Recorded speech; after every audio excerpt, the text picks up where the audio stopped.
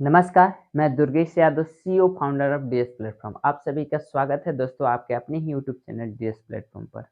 पिछले हम 3 क्लास करा चुके हैं, आज मेरा चौथा क्लास है। आज मेरा चौथा क्लास है, ठीक है ना? यदि आप 3 क्लास पहले नहीं किए हैं तो पहले जाकर आप 3 क्लास कर लीजिए, ठीक है ना? सेफ्टी का वहाँ 25 क्वेश्चन हम 3 क्लास में बता चुके हैं। आज 26 नंबर क्वेश्चन से हम लोग का पढ़ने वाला है, ठीक?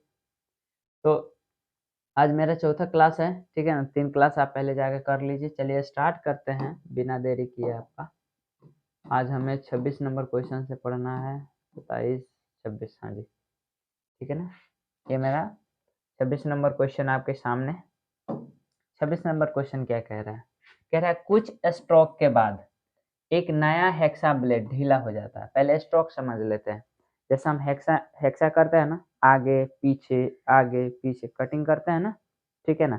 तो जो स्ट्रोक होता है, फाइल का स्ट्रोक कितना होता है? 40 से 50 मिनट, 40 से 50 पर मिनट, ठीक है ना?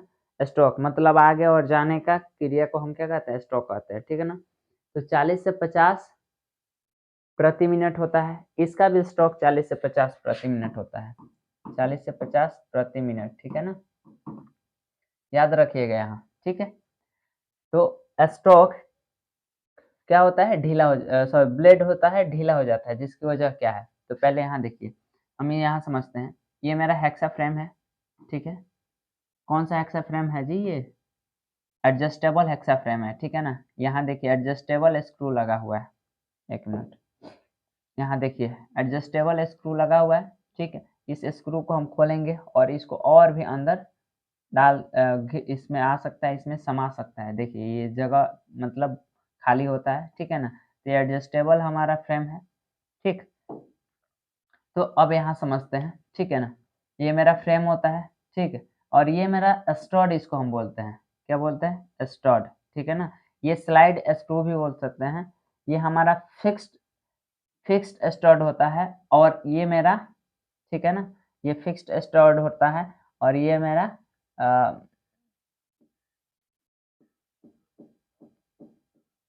स्लाइडिंग स्टड होता है, ठीक है? ये मेरा विंग नट होता है। ये क्या होता है जी? विंग नट। इसको हम विंग नट एडजस्टर कहते हैं, ठीक है? यही इसमें हम ब्लेड को फंसा कर इसको हम टाइट करते हैं तो हमारे ये जो ब्लेड होता है टाइट होता है, ठीक है ना? और ब्लेड की लंबाई कहाँ से कहाँ तक ली जाती है? इस होल से, ठीक है ना? इस होल से लेकर इस होल के बीच की दूरी को हम ब्लेड की लंबाई कहते हैं, ठीक है?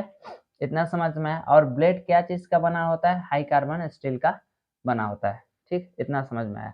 तो अब देखिए, कह रहे कुछ स्ट्रोक के बाद जब हम इस विंग नट से इस, यहाँ देखिए इस एडजस्ट स्क्रू से यहाँ, सॉरी ये फिक्स स्क्रू है और यहाँ एडजस्टेबल स्क्रू है। जब हम इसको टाइट करते हैं ना तो ये ब्लेड क्या होता है? तना जाता है, ठीक है ना? तान एकदम पूरा टाइट हो जाता है, तना जाता है। और तना जाने के बाद हम जब इससे कटिंग करते हैं तो इसका ब्लेड जो होता है घिस जाता है, ठीक है ना? ब्लेड क्या होता है? घिस जाता है, पतला होने लगता है, जिससे क्या होता है? ये स्क्रू ढीला हो जाता है। तो कुछ स्ट्रोक के बाद यानी ऑप्शन क्या हो जाएगा? ब्लेड खींच जाना, ब्लेड की गलत पिंच, जॉ सेट का गलत चयन, ठीक है ना? नट थ्रेड का घिस जाना। यहाँ देखा जाए तो सटीक आंसर क्या होगा? ब्लेड खींच जाना, यानी ऑप्शन नंबर ए। समझ में आ गया? बढ़े आगे? ओके।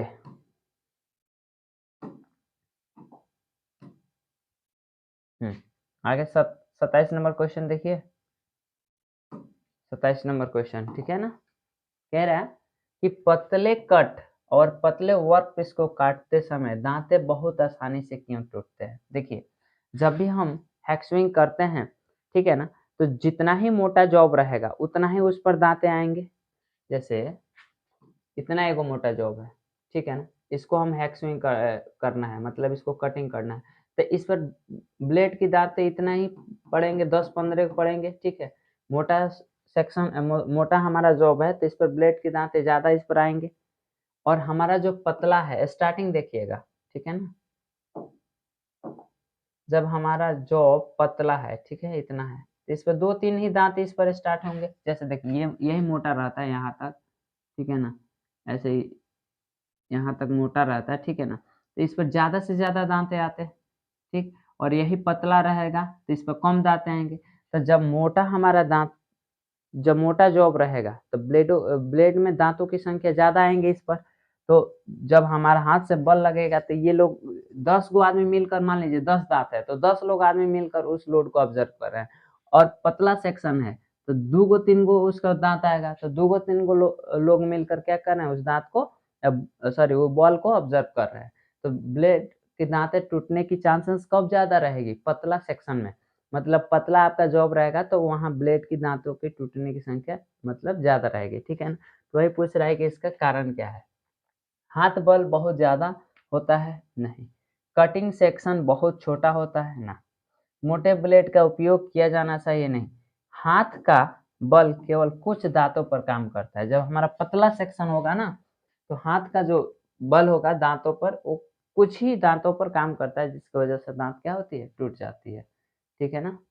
नेक्स्ट बढ़ूं, चलो।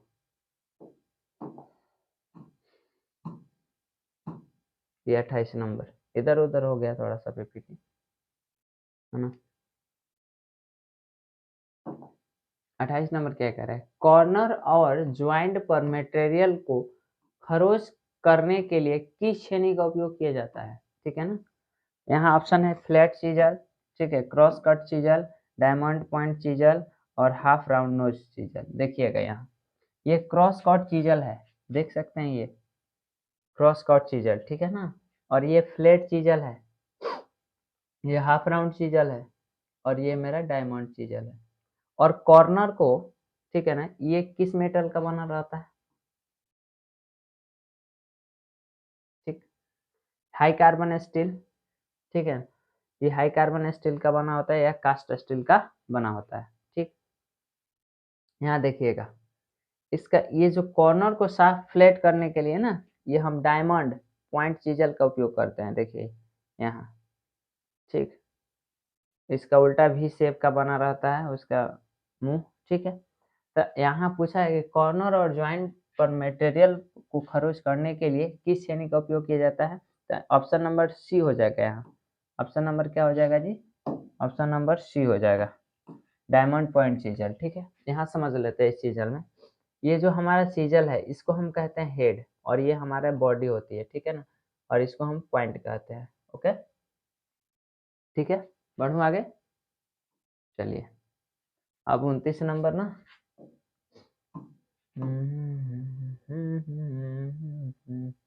बहुत अच्छा क्वेश्चन है, बहुत आसान आसान क्वेश्चन है।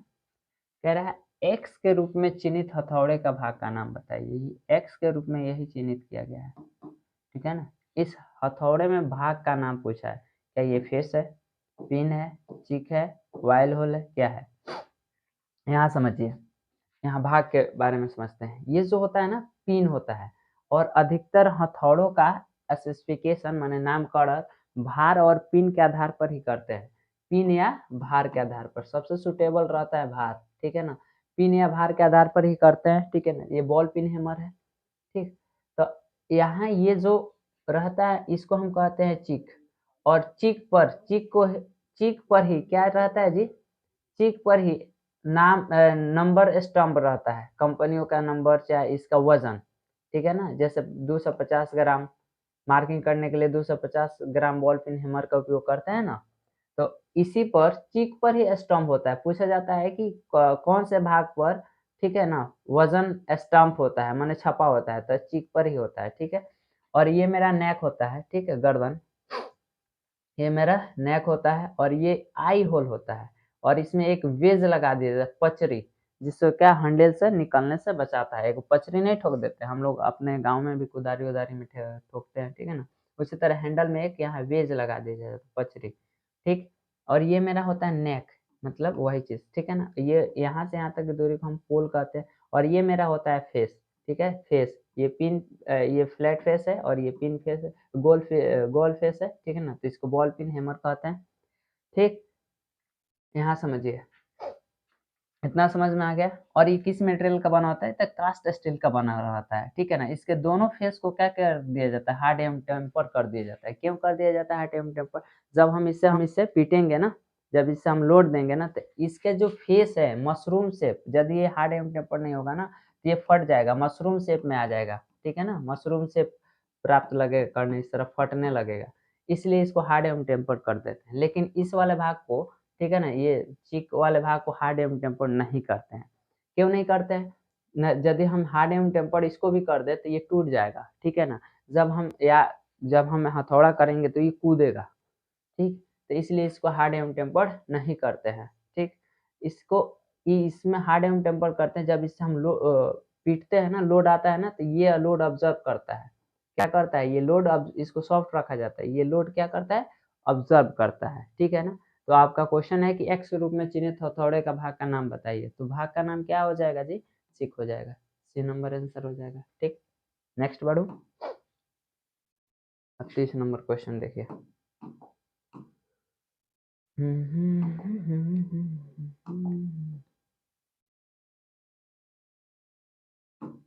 देखिए 30 नंबर का है, काटने वाले छेनी पर प्रतीक, ये लैम्डा है, ठीक है ना, द्वारा किस कोण को दर्शाया जाता है, ठीक।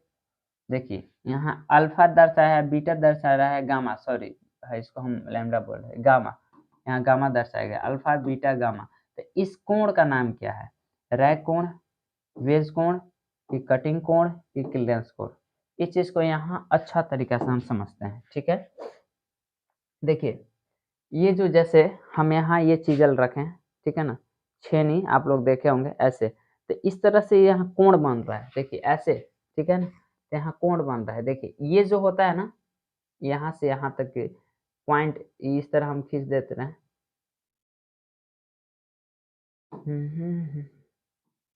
ये और ये, ठीक है।